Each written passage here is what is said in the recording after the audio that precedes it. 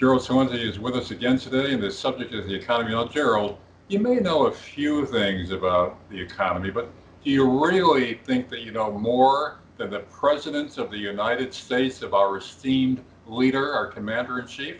Come on. Well, not only that, a lot more than the Federal Reserve as well, considering our forecasts of the panic of '08 when Bernanke said everything is fine, and so did the White House. So, yeah, of course, they have an agenda, and the agenda right now is the 2020 election. So happy days are here again. Everything's going to be okay. There's Well, no he's already, recession coming. And by the way, Trump also said that thanks to his tax cuts, people have a lot more money in their pocket and they're rich. no, he's already, however, a fallback position where he's blaming the Fed. Now, if the economy does tank despite his reassurances, that's going to be one of his targets, the Fed and probably the Democrats, right? Well, definitely the Fed. And it's global, by the way. We just heard from Bundesbank, the German central bank, saying there's a recession coming in Germany. This is the fourth largest economy in the world. And the United States is artificially propped up by his tax cuts in 2018. That, according to the Tax Policy Center, 83% went to the 1%. And stock buybacks because of cheap money. So they're all lowering interest rates around the world. European Central Bank, they're going to be lowering from minus 0.4 to minus 0.5. They're going to dump in another $56 billion a month in buying corporate and government bonds. So Trump is right in the sense that, yeah, we need more cheap money to keep the Ponzi scheme going. But kind of late, too late to apply that as a fix. It is almost, but here's the deal. The last time we went into a recession, interest rates were at 5.5%. Now they only have 2% left to go down. So they don't have a lot of room to go down. And that's why he wants to do it now. Same thing overseas. When you go to Japan, I mentioned Europe. Hey, listen, you're a great guy, Larry. I've known you for a lot of years. I got a 30-year bond or a 20-year bond or a 10-year bond. And because you're such a nice guy, I want you to buy one of these bonds. And when you cash them in 10, 20, or 30 years, I'm going to give you less money than what you paid for them. Yeah, good deal. You can't make this stuff up. Negative yields. Yeah. So what we're saying is that we are on the cusp of the greatest depression. This is going to be worse than the Great Depression. How soon? It's hard to say because there's so many wild cards, like what's going on in China with South Korea, with Hong Kong. A wild card. Didn't see it coming. India is saying, yeah, we're going to take over Kashmir. We don't care about you, Pakistan. We're ripping up that agreement that was signed in 1947. Their economies, both of them are in the tank. Pakistan's is in the toilet. And India is going down very rapidly. Their markets are down. So it's hard to say there can be a global event that sparks it to happen quicker. We see it happening after the 2020 elections. So Trump might get reelected, might skate on this then. Yes. It's the economy, stupid, to coin the term Yeah. that the Clintons coined, or repeat the term that the Clintons coined. That was in the campaign headquarters all the time, to stay focused on the economy, because that's all people are basically concerned about, what's in their pocketbook. Right. And right now the pocketbook is thin.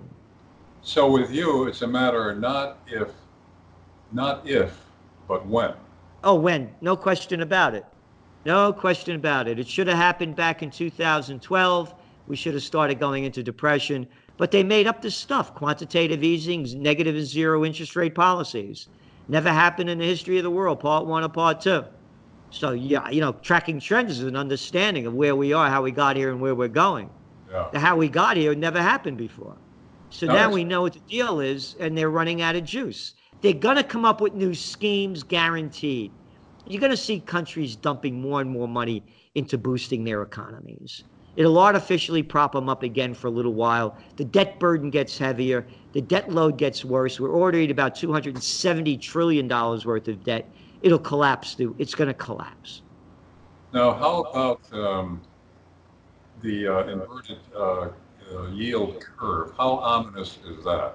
Well, in the last 50 years, inverted yield curves preceded all of them. So it's a pretty good indicator.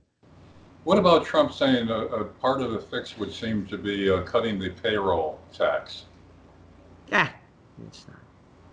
It's not. Not going to Nothing. happen. Nah, it's nothing. It's peanuts. Didn't a big contributing factor to this be the tax cuts that he gave essentially to the rich and the corporations? And haven't we seen this before with Reagan, and then Bush Sr. had to reverse himself about no new taxes because the tax cuts for the rich and the corporations under Reagan led to the same thing that we're heading to now. Do you see it that way? Absolutely. 1987 stock market crash.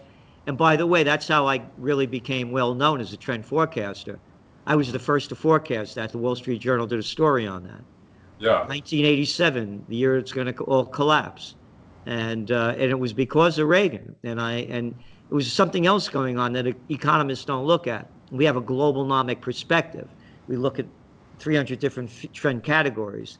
And one of them, what was going on, the Iran-Contra scandal was getting worse. Reagan's popularity was declining. People were losing faith in him. And you need that to keep the markets up in a lot of times, particularly back then. So the bubble was ready to burst anyway, and that's what made it worse. So right now, we're in a situation where Trump is going to do everything possible to keep this markets up. And he probably will, I believe. But again, there's always the wild cards, and there's no wilder card than the Trump card.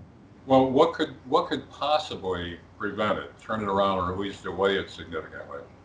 They have to cut back spending big time, from the federal level back to the state levels, down to the local level, wasting way too much money, and they have to let economics really take their own course. So that means going into a slowdown, and that's what they're totally against. It's like take an average consumer, just spending and spending and spending, going deeper and deeper in debt just to keep living the high life. It's going to collapse. And that's what they're doing. So rather than the average consumer saying, listen, I got to cut back. I can't do this anymore. This is ridiculous. And so you're going to go into a pullback. And that's what this country doesn't want to do, or any of the other ones, because the multinationals don't want that to happen. Look, Trump is even talking about cheapening the dollar so that the multinationals could sell more of their crap overseas. What do I give a damn about them? I don't care. You know, I gotta feel bad if General Electric isn't selling a lot of their stuff, or anybody else is making their stuff. I support local and support America. I could care less what you sell. And now it's going to cost me more money to buy everything because I got to make it cheaper so you could sell more overseas. So the whole concept is out of whack. I want a strong dollar and a strong country. All right, Gerald, how about this argument that they're using, that it's not going to be a recession because employment is still high and interest rates are still low? That's what they're using as an argument. Yeah, employment's high, but people aren't making any money. It's slave landia. They're working for the multinational plantations. That's all they are.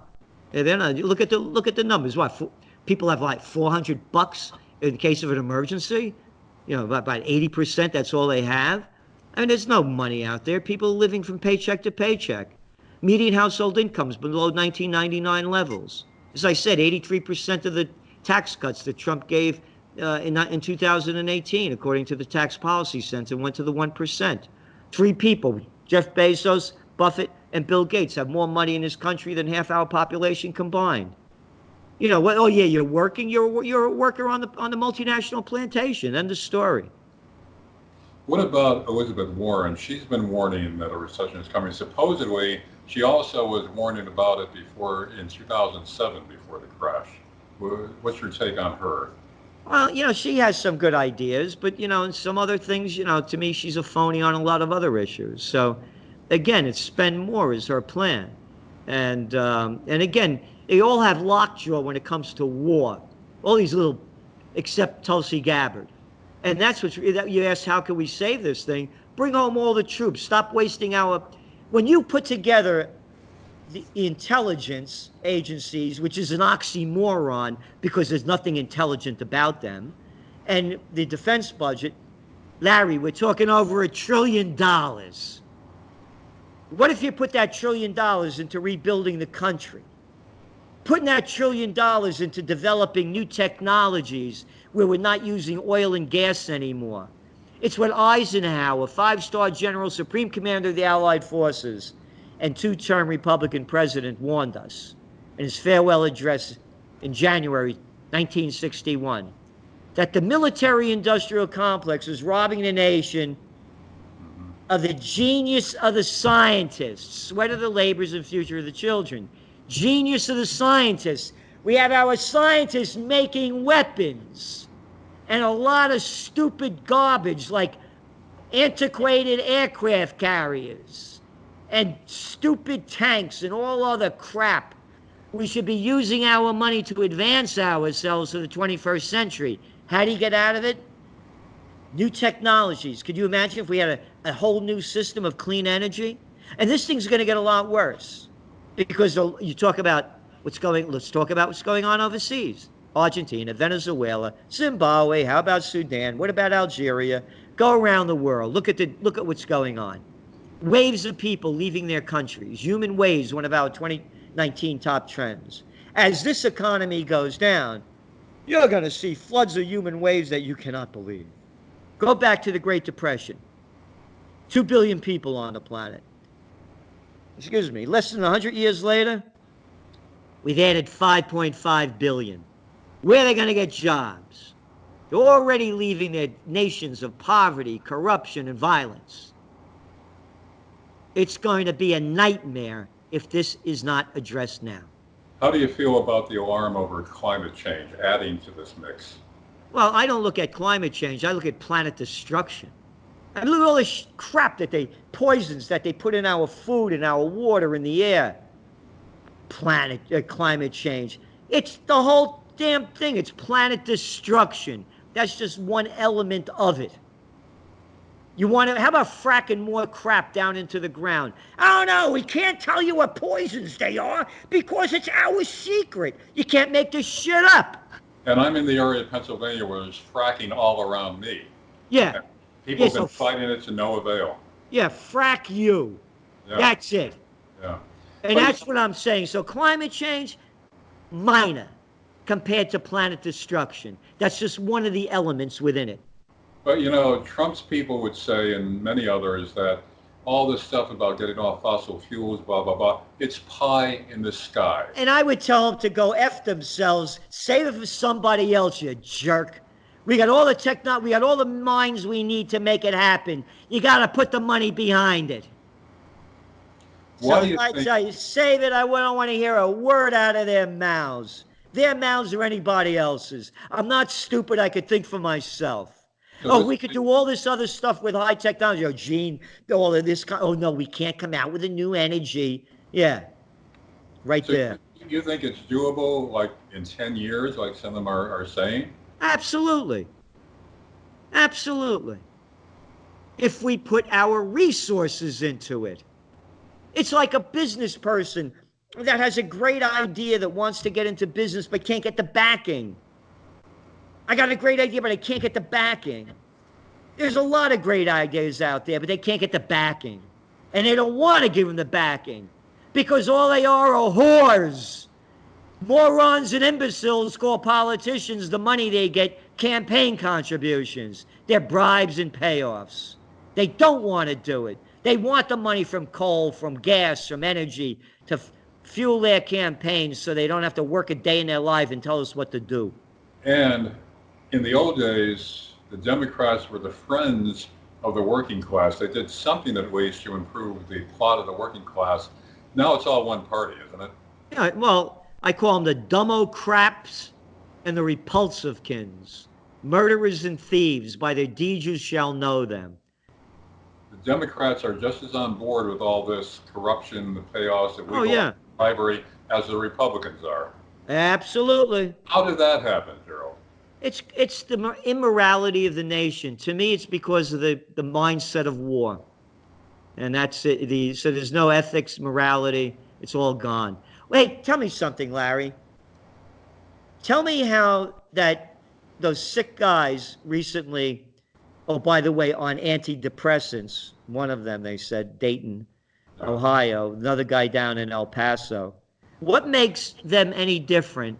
I don't like those people in there. I'm going to kill them. I'm going to kill them. I hate them. What makes them any different than, I don't like that guy Gaddafi. Get him out of here. Yeah. Get him out of here. I don't care who the hell you kill. I want him gone. I'm the president. Do what I tell you. I don't like that guy Assad. Kill him. I don't care if you kill 500,000 people. I don't care if you destroy the country. Kill him. Get that guy Hussein out of here. He's a piece of garbage. Kill him. Kill 1 million people. It costs us $1 trillion.